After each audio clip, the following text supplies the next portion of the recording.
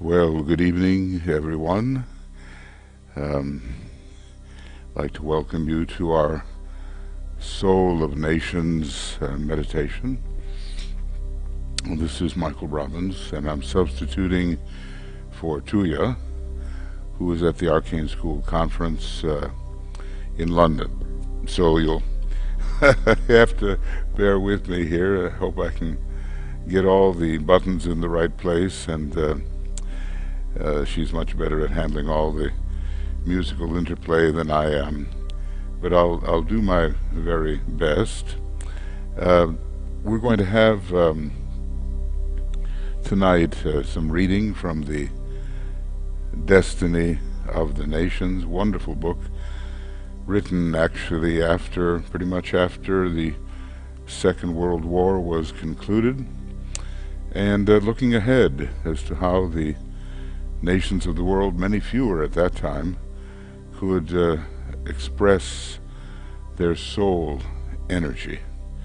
That would be the key for us as individuals and for all nations and all groups, to find a way to take our personality ray and our personality tendencies and make them sub-rays, sub-tendencies of the overall expression of the soul through our personality. So we've been reading here, I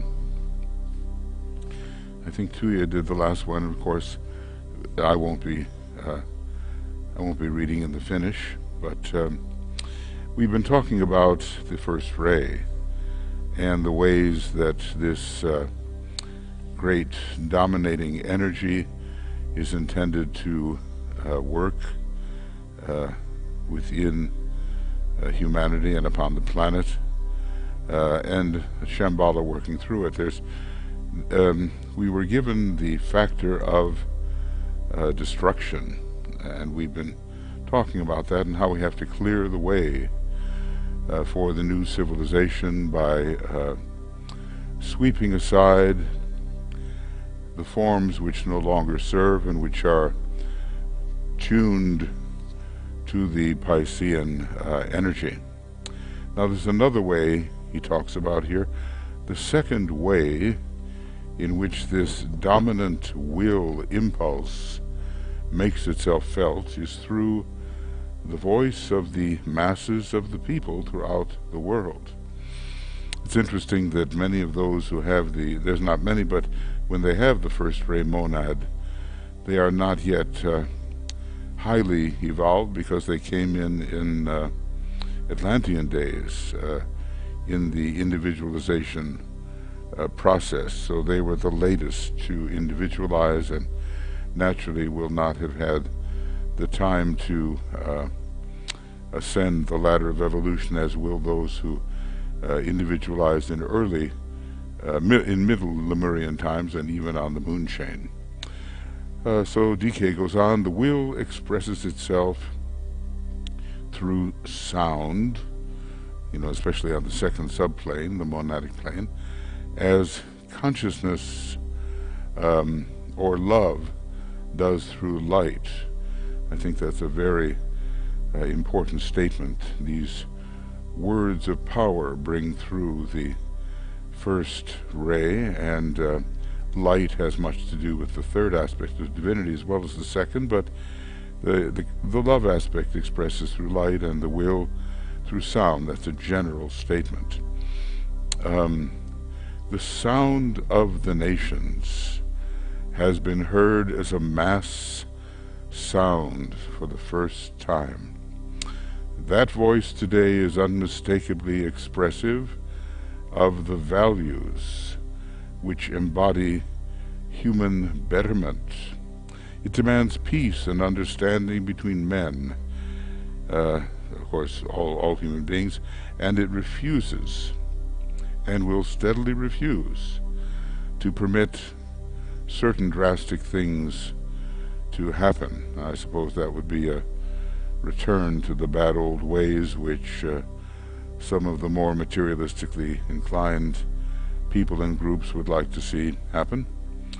He goes on, this voice of the people, which is in reality the voice of public opinion, parenthetically, which we esotericists have to learn how to influence in the right way. So this voice of the people, which is in reality the voice of public opinion, is, for the first time, and with no recognition of the fact, being determined by the will of God. What a statement. So finally, public opinion is not just randomly manipulated by those who seek for selfish reasons, their own betterment and not the betterment of the whole, but the will of God is actually involved in directing this opinion, and there's no force, we might say, more powerful than public opinion to shape the destiny of humanity. So, now he continues, and we'll see if we can get into this a little bit, about the next great energy. We've discussed the will, and we were doing that before. Now it's the second ray, okay? The next great energy, which is making its potent contribution to the present world situation, is that of the second ray of love wisdom, Christ's ray. You know, when you look at the ashrams that are really active now, the first ray ashram, the second ray ashram, the fifth ray ashram, very active, and they all will become increasingly active as the Aquarian age supersedes that of Pisces. So going on, this energy is poured into the world through the second great planetary center, which we call hierarchy, and then obviously the first ray energy through Shambhala. Going on, the energy which is concentrated in this center and which is manipulated by the initiates and the masters is making one of its cyclic impacts upon the earth. It's generally, I may add, in a 500-year cycle, and that cycle began in 1575, but there's also the 5,000-year cycle and on, so forth. So it's making one of its cyclic impacts upon the earth, he says, as I explained in Volume 2 of a treatise on the seven rays, and is also making one of its major cyclic approaches to humanity. There are these different ray cycles, you know, and when we're dealing with the planet, 5,000 years is more likely. Dealing with the human race, 500 years, and it could go on 50,000, 500,000, and so forth. Anything that has to do with the number 5, the plane upon which the soul expresses through the soul body, causal body, egoic lotus. Okay, going on. The energy flowing through the hierarchy at this time, the energy of love, is seeking to blend with that which is flowing out of Shambhala and is needed in order to make the desired application of it. In other words, we do need the energy of love to apply the will. Where that is missing, we have very drastic and destructive results, such as we saw with the Nazi group in the Second World War. Going on, the problem of the hierarchy at this time is to produce a wise and adequate fusion of the Shambhala and the hierarchical energies, and thus temper destruction and bring to the fore the spirit of construction. Now that's exactly what we're dealing with at this Gemini time, isn't it? You know, the reconstruction or construction. Those are the forces which are let loose at the time of Gemini, when the great invocation is so important. So, tempering of destruction and bringing to the fore the spirit of construction, setting in motion the building and rehabilitating forces of the second ray energy. You know, the cure for many problems comes with the patient, loving, wise application of the second ray. And just because this was written, I don't know, maybe 70 years ago, It doesn't mean that the rehabilitating forces have done their work. There's been a great slide away from what the divine plan was meant to produce, and we are in a long process of rehabilitation of many groups and nations which are struggling to emerge into their birthright as members of humanity. Going on, the Shambhala energy prepares the way for the energy of hierarchy, who might say, sort of clears the way even through destruction. Thus it has been from the beginning of time, he says, but the cycles of the hierarchy, though relatively frequent, have not coincided with those of Shambhala, which are rare and infrequent. We might say, thank goodness, because of the destruction involved. But on the other hand, if we understand the benevolent use of destruction, we're liable to take a wiser look at that often painful process of detachment. Going on, as time progresses, the impact of the Shambhala force will be more frequent, because men will develop the power to stand and withstand it. Much is said here. Hitherto it has been too dangerous an energy to apply to mankind, for the results have worked out destructively, except in the first great Lemurian crisis. That might have been the crisis of individualization, let us say, turning animal man into a member of the fourth kingdom, the human kingdom. Going on, its work has therefore been confined almost entirely to the hierarchy, whose members are equipped to handle it and to assimilate it correctly and to use it for the benefit of humanity.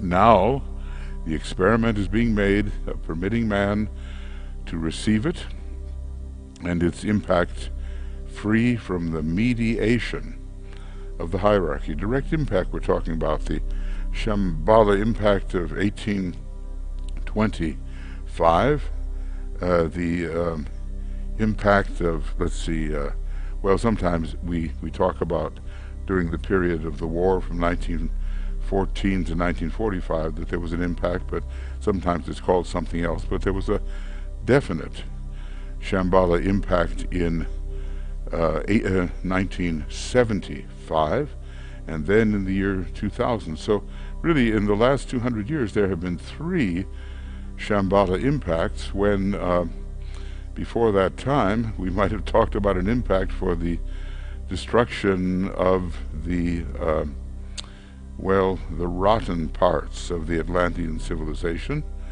and also the destruction of Lemuria. Let us say that involved a Shambhala impact. So the Tibetan assesses here, he says, it may prove a premature and abortive effort, but the issues are not yet determined, and the Lord of Shambhala, with his assistance and with the aid of the watching members of the hierarchy, are not discouraged over the initial results. Now, 70 years later, we have to see, where are we taking this? Are we learning the proper lessons, and can we reorganize the world and national, international interplay so that the will of God really does begin to manifest, and especially through the idea of sharing and the idea of peace and the idea of the house cleaning that is needed before the Christ can reappear. Going on, humanity is responding unexpectedly well. There has been much success along this line, but the results do not appear with clarity to intelligent human beings, because they refuse to see anything except the destructive aspect, such as our attachment, we might say, and the disappearance of forms to which they have hitherto anchored their emotions, their desire, their mental perceptions. Okay, just want to make sure we have a little bit of music underneath what we're doing here. Yes, okay. Okay, so we have attached our emotions to things which have to be swept aside because they are no longer adequate, and we tend to see and react to the destruction of our precious forms to which we are attached, not realizing that these forms have prevented us from really going into a greater possibility of spiritual living. So anyway, we've anchored our emotions there and also our mental perceptions. Human beings fail, he says, as yet to see the irrefutable evidence of constructive activity and to true creative work. And, this will involve some destruction at first. Going on, the temple of humanity in the New Age is rising rapidly, but its outlines cannot be seen because men are occupied entirely with their individual or national selfish point of view and with their personal or national instincts and impulses. So we have here, considerable personal glamours operating and national glamours as well, which are the extension of these personal glamours. We're just focused myopically on the narrow point of view, and we're not even really looking at the realities of the situation.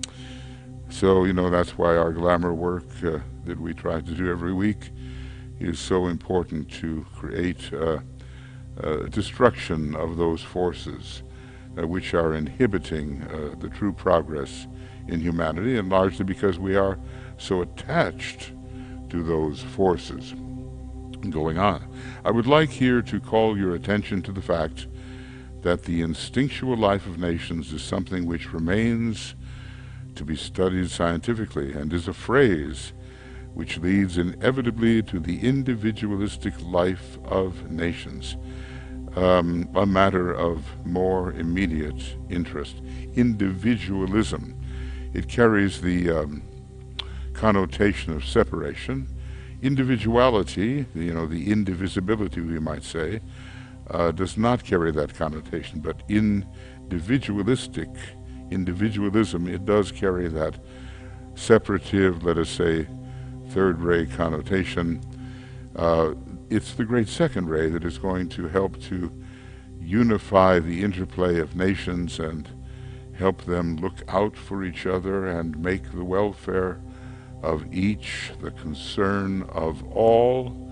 I know it seems a long way away when we see how selfishly we tend to interact because of adherence to personal rather than soul values, but it is coming, and the Aquarian age will see it through until an age of brotherhood supervenes under both Gemini and Libra, under both Mercury and Venus. I have a little bit more here to read.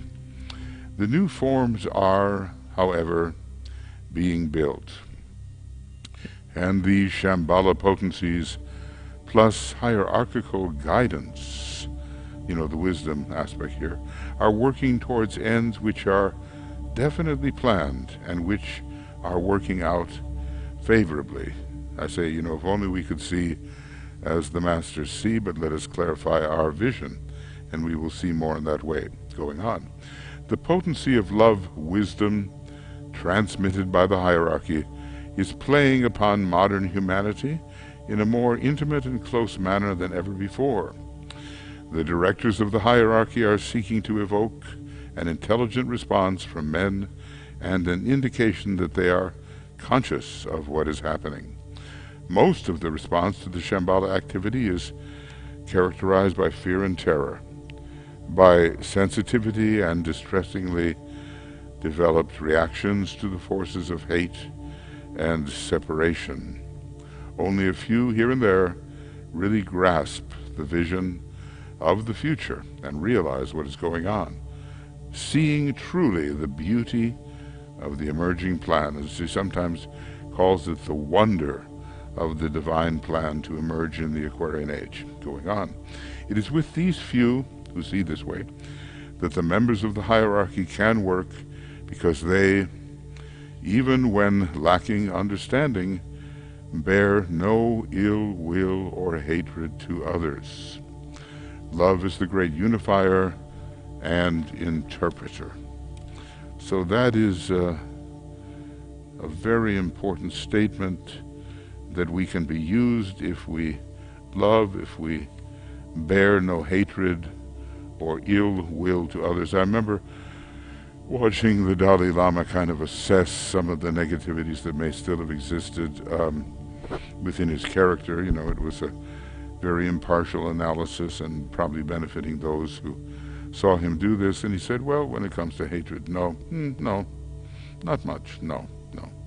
You know, he was being very frank before thousands of people, and we have to assess our own attitude in these days of highly polarized political, social, religious interaction.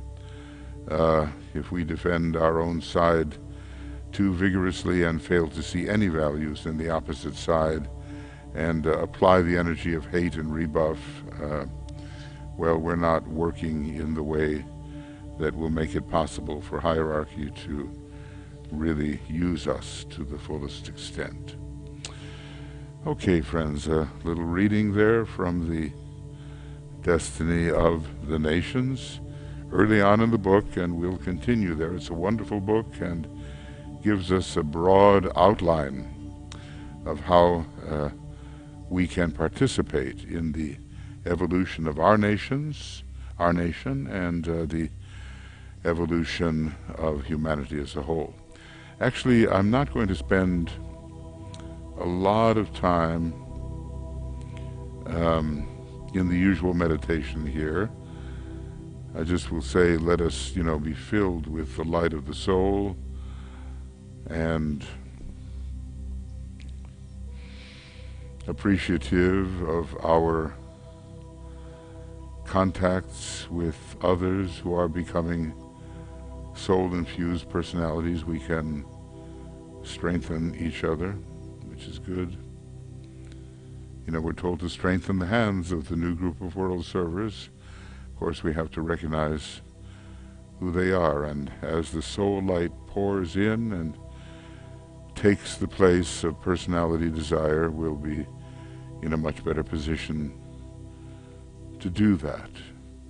We work, of course, in relation as much as possible to the great Lord Maitreya, the head of the spiritual hierarchy. Let's just take a moment to tune in on his ongoing presence on this planet.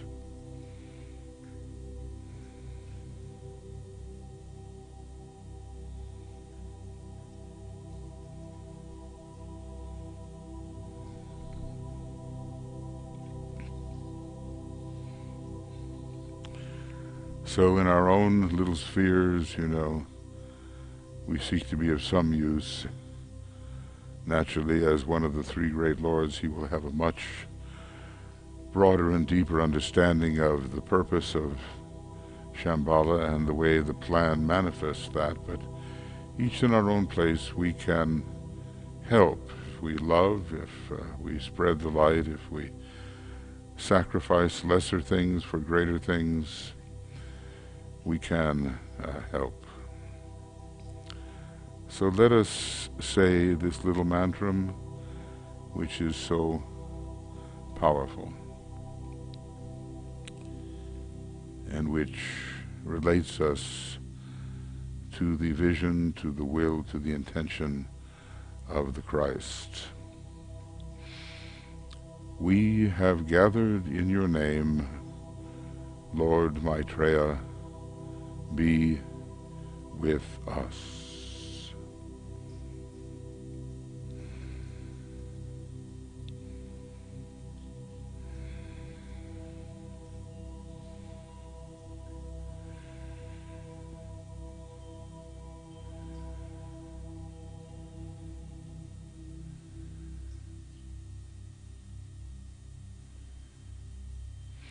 think when we actually begin to work with the hierarchy as our major objective in the helping of humanity esoterically, our lives definitely change. And as Master DK tells us, if we use the great invocation well, with intelligence and consistency and real thought and dedication, we cannot help but change our lives for the better. When we look at the world here, we see many groupings, and they some of these nations are quite highly developed and have the chance of really, expressing the soul ray that is associated with them. Others are much newer and are up and coming. It's just like the growth of a child. We don't expect a 4 or 5-year-old child, except under exceptional circumstances, to be expressing the integration of the personality or the high development of the mind or necessarily the development of the soul. We don't expect that, and we cannot necessarily expect that of some of the newer nations, but it can come quite fast now, because many of these people are devoid of the burden of karma, certain kinds of karma that the older, more experienced souls have acquired in their long attempt at ascent. So what I'd just like to do is just find your nation, here. In some cases of the more established nations, the personality ray is given and the soul ray is given, and a national motto is given. We need very much the coming in of the second ray, along with the presence of the hierarchy of love, wisdom, and the Christ.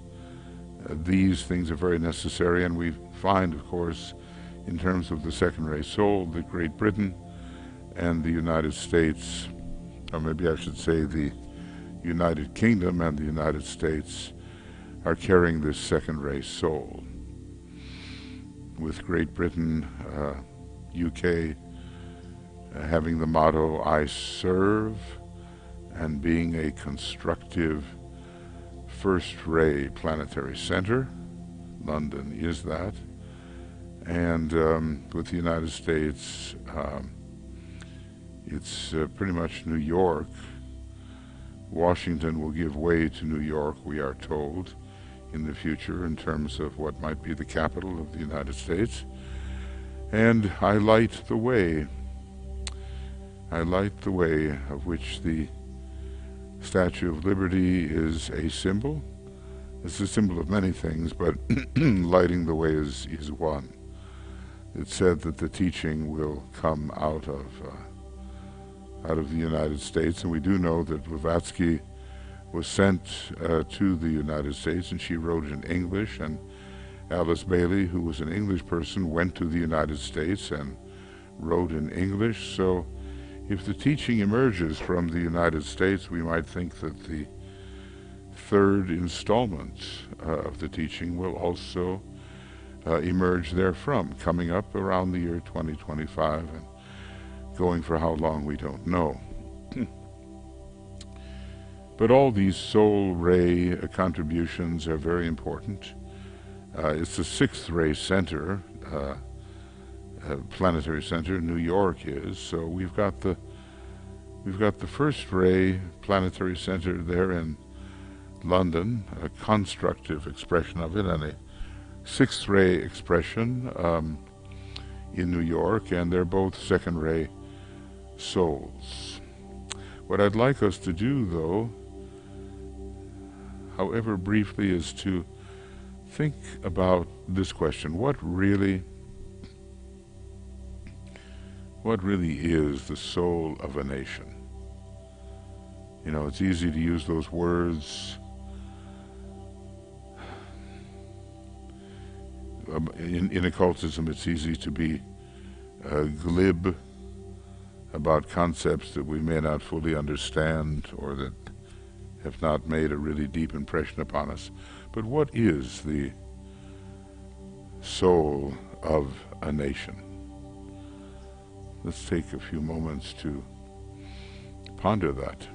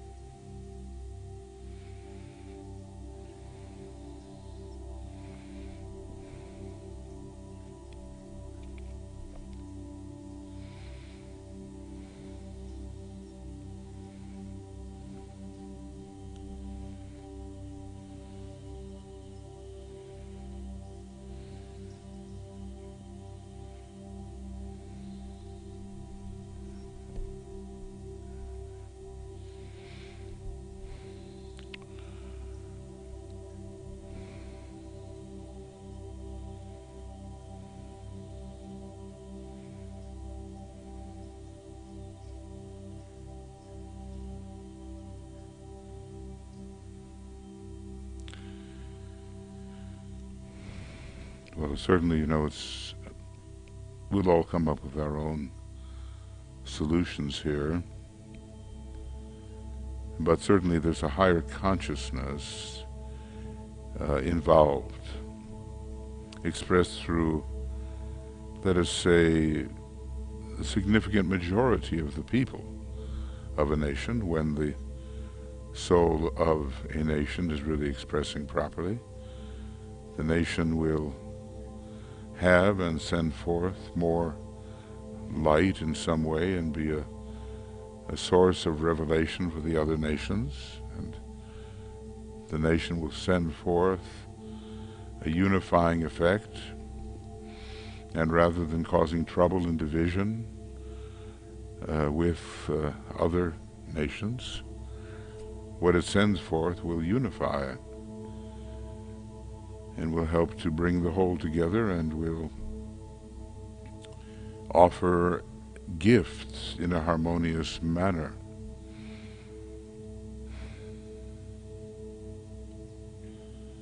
And then, of course, there's the sacrificial will. Like an individual, nations must learn to sacrifice, and sometimes the theater of war has been the place where that happens. It doesn't always have to be that way, but the sacrifice will be meant to elevate the large grouping of nations. So it will be an act of national selflessness.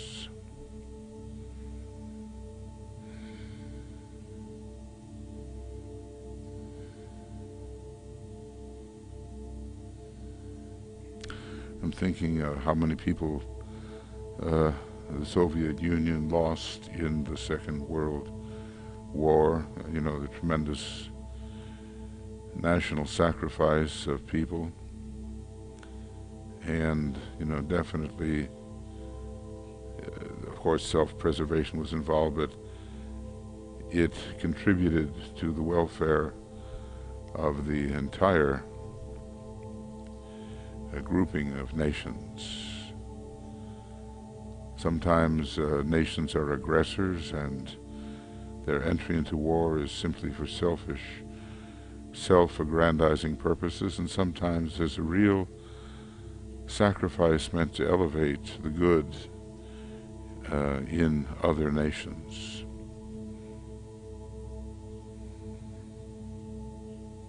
So think then just for a little bit of your own national soul. what is it really? You know, if we have some idea of what the soul of a nation is, then how does that apply to the country in which we live, or in which we spend the most time, or with which we are most deeply affiliated? You know, in these days of constant travel, there are like international citizens, you might say, that don't have too much of a national identification, but maybe all of us have a nation with which we are most closely associated. What is the nature of our national soul, our particular national soul?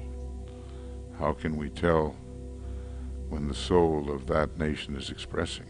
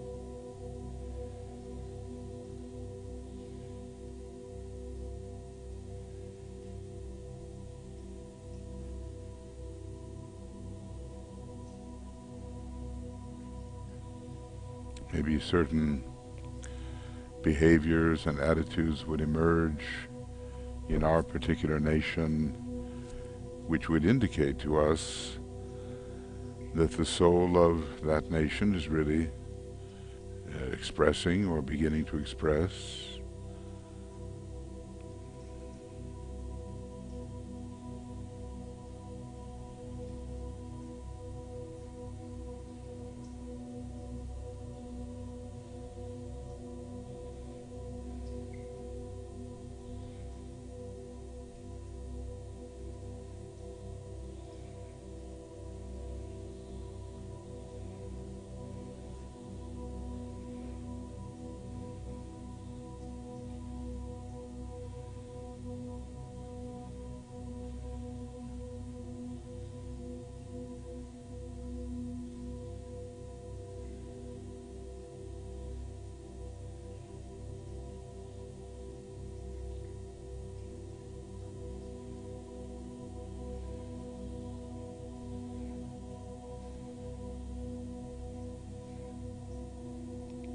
And if we can get some idea of these attitudes and behaviors, a clear idea that will indicate soul expression in our nation, we can find ways, according to our abilities, to help that kind of expression.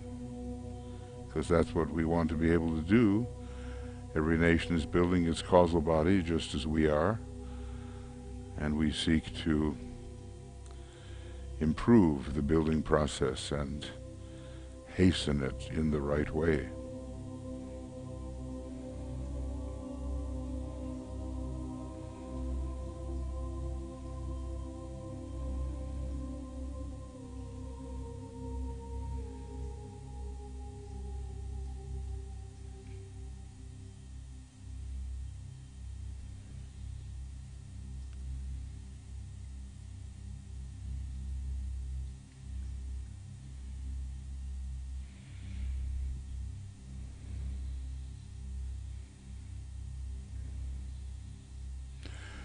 And I just advise, as Master Moria did advise, that when you hit upon something that's really significant,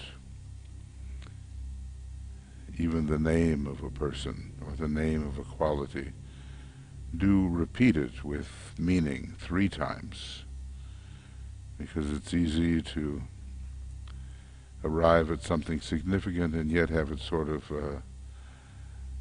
glance off the consciousness and not settle in.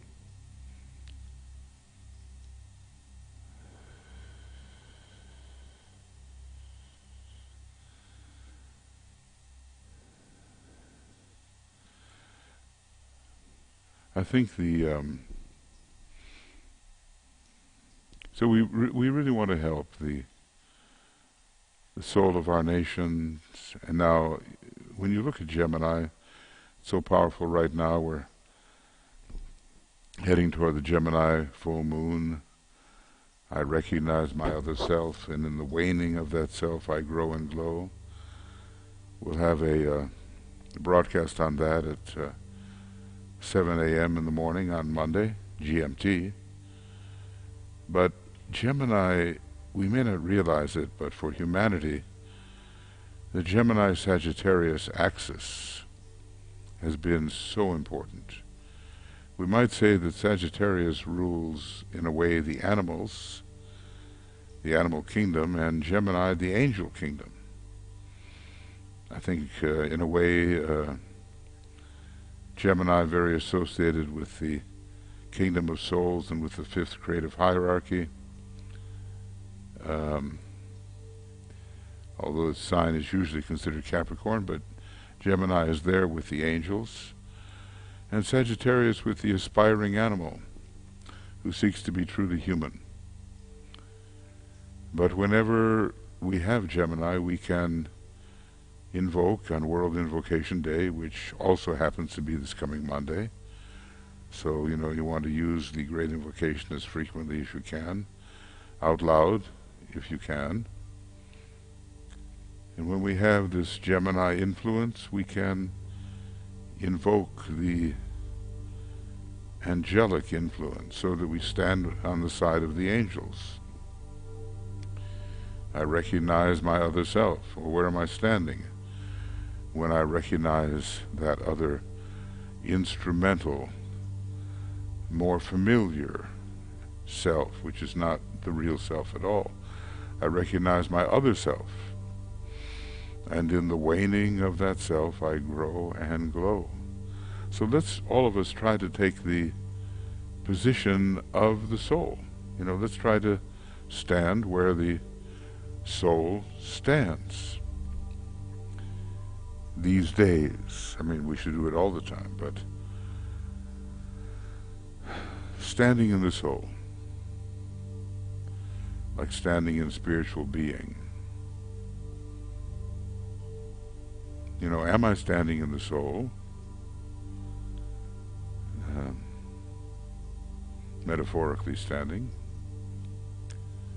Or am I somehow taking my stand within the personality? Well, this is the time to really find ourselves in the seat of the observer, where we can recognize what we have identified with, and that with which we must no longer identify. We use it, but we don't identify with it or as it.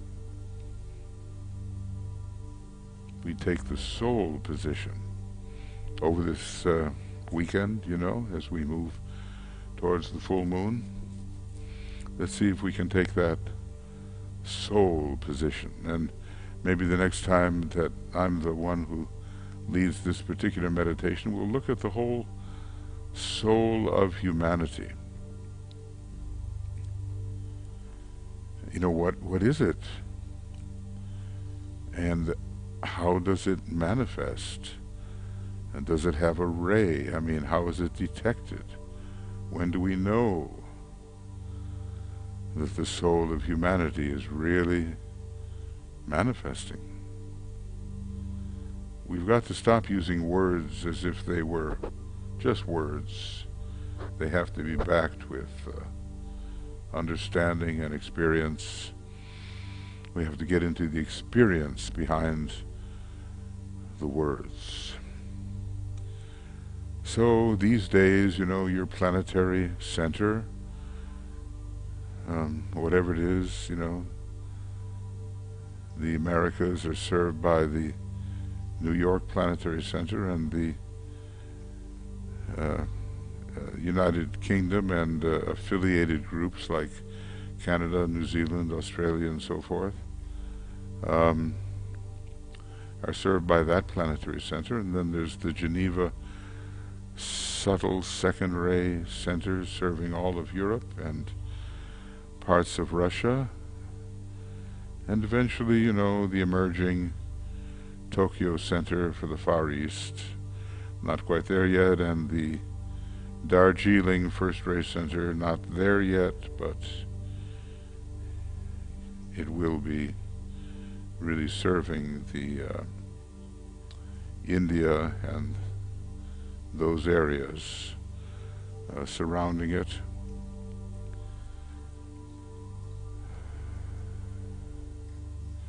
So we start with our planetary center, with our nation, with the motto of our nation, whatever that happens to be. And, you know, maybe one of these mottos here is our motto. Everything is there except the third ray. I think there's no nation of this kind of significance that has the third ray soul. He didn't give any of them, but all the other rays are there. And we can see that Russia is the only one that has the seventh ray soul, and the UK and America the second ray soul. Two very important rays during the coming age. So we have to participate in things that are bigger than we are. Our group to start out with, our community, maybe our state or our nation, maybe our hemisphere, our particular continent. We work our way into various methods of participation, and we don't just think of the tiny individual self. We think in much broader terms. So this is really a lighted high point of the spiritual year, filled with the love, wisdom, energy, with the Christ standing before Shambhala and the Buddha and representing the aspiration of humanity, formulating that aspiration in this, as it's called, Festival of Humanity, Festival of the Christ, Festival of Goodwill. In the East, sometimes it's called the Asala Festival. It's a high time and very beautiful. We've just experienced the Pentecost, you know, the descent of the fiery baptism. We are, in a sense, metaphorically purified, and we can go forth and bring our message. Of course, the message carrier, John the Baptist, was a Gemini. We can bring our message to humanity and help elevate human consciousness through the quality of that message. So next time we'll look at, go deeply into the nature of the soul of humanity, and we'll be coming along and studying these, they're very profound, these mottos. You know, I kind of can feel, maybe you can too, the radiation which is occurring from the Arcane School Conference in London at this time. Every Gemini time it is celebrated there, and you can feel the high and lighted quality of energy. I think they're having a particularly good conference. I was speaking with Christine Morgan, who's the director there and the director of the Lucis Trust, and she was very pleased about how it was all going, and one can feel it, you know. So our esoteric work is of importance, friends, and let us continue that for the sake of what the Christ wants to see happen as the Bodhisattva, the Redeemer of humanity, and the one who will be with us for the next 2,500 years during the Aquarian Age. I think we can have no idea of what our relationship with him will be what his relationship with humanity will be. It will change everything. If he was here for 3 years in the earlier time, just imagine being recognized for 2,000 years or more.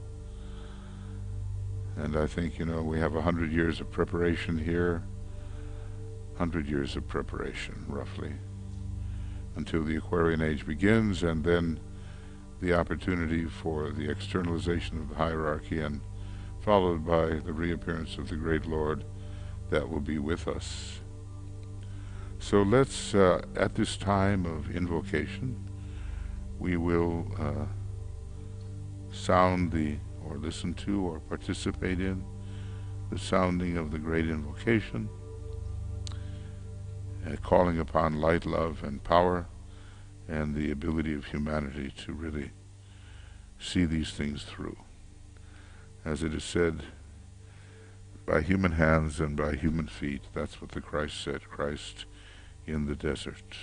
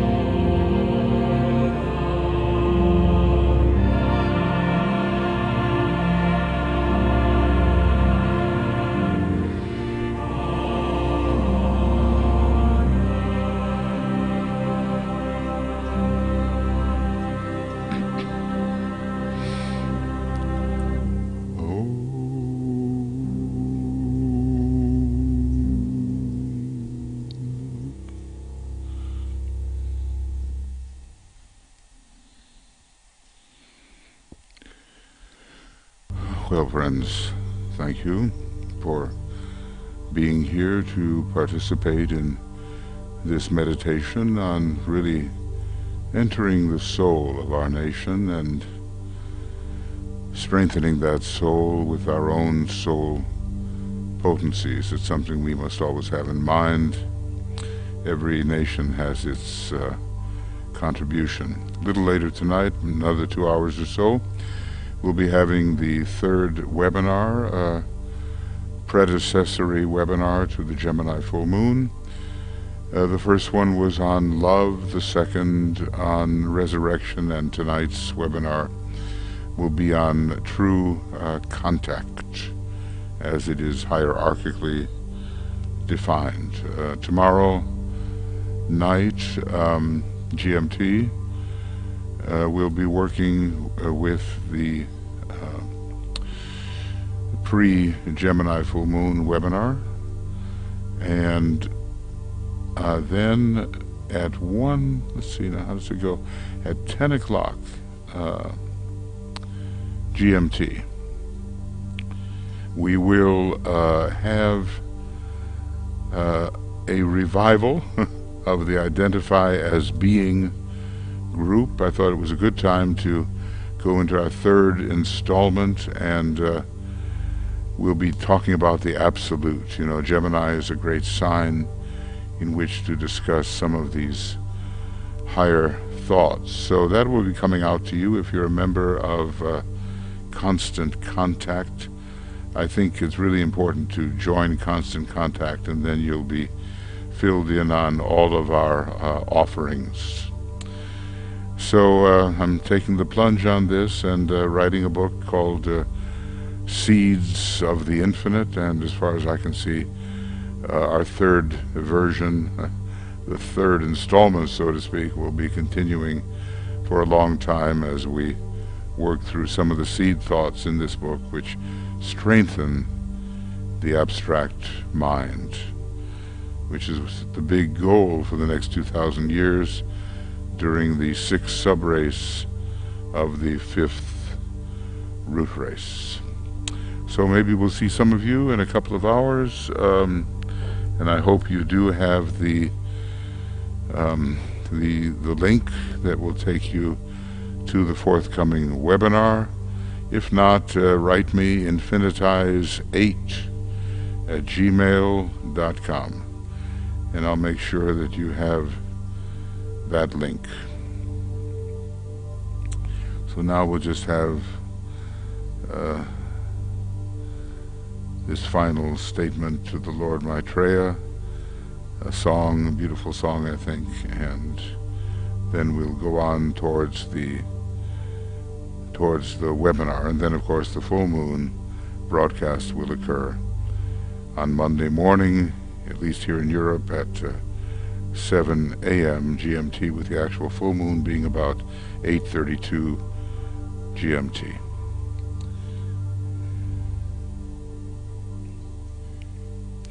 So lots of love and many blessings. And now the final music.